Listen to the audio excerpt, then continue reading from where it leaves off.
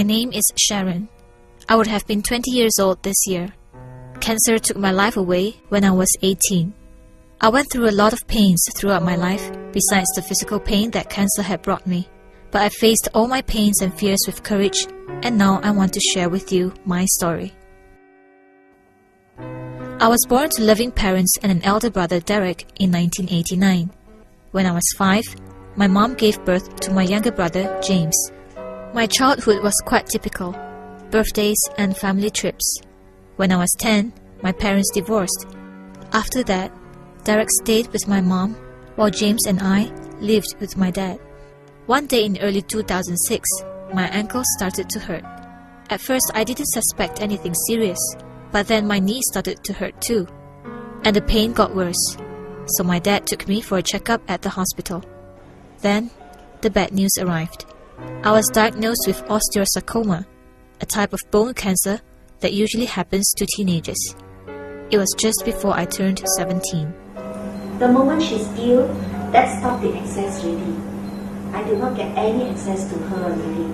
Until the day she passed away, I did not get to see her at all. So the only time I had conversation with her is only through phone calls or SMS.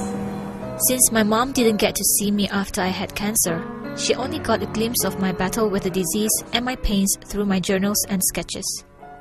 It was after the funeral on the second day when I came back. After the funeral, the very first day I came back, Derek came and talked to me. And he said, "Mom, do you know that she has got a journal? She has written a journal?" I said, "No, I don't know." He says, he gave me all the addresses to go in, and that's when I went in and I read. And that's when I really get to know my daughter, day by day. And it's not easy. It's not easy to read her journal, to know what she wrote in there, how she feels, what she feels, and her feelings throughout the period of the time when we were going through the divorce and how much it hurts her.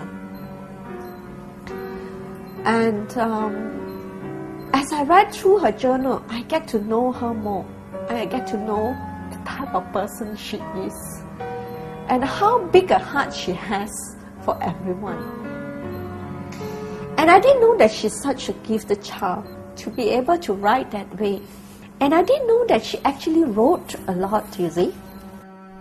In February, I started to write down how much pain I felt every day. The pain got more and more unbearable by the day, and I wrote this. It hurts a lot, the discomfort. I can lie down without being in huge discomfort and pain.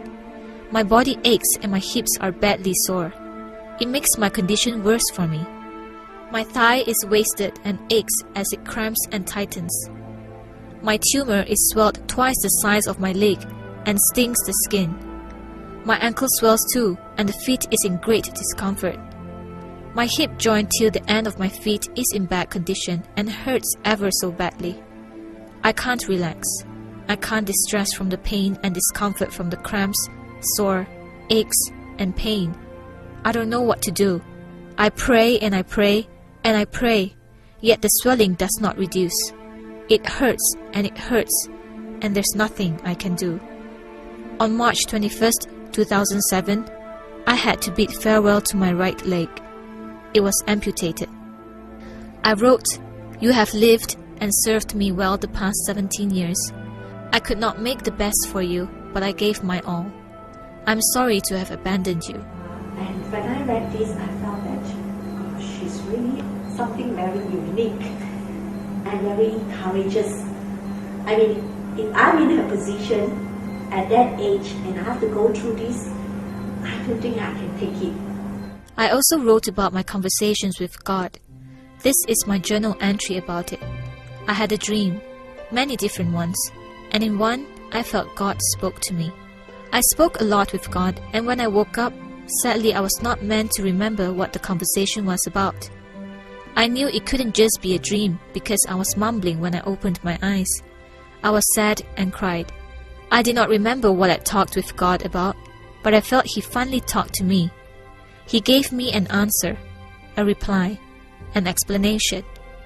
All I can remember was to have courage and to listen more to what my father says.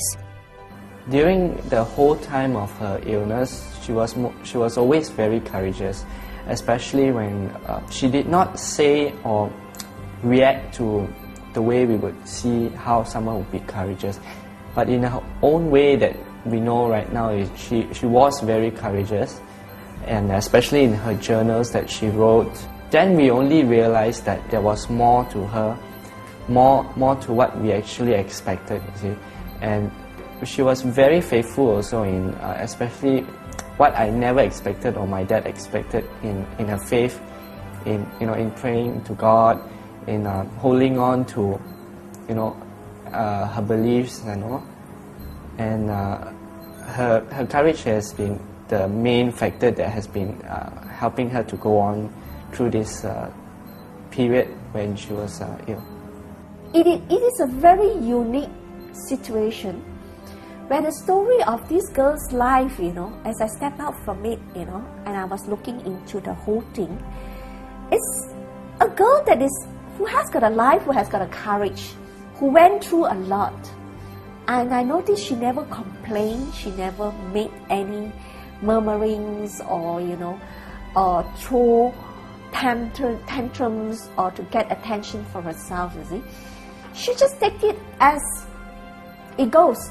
Take it or leave it. If she survives, she survives. If she doesn't, she take it, everything all on herself without blaming on to anyone else. Yes, it was my courage and faith for God that got me through some of my worst hours.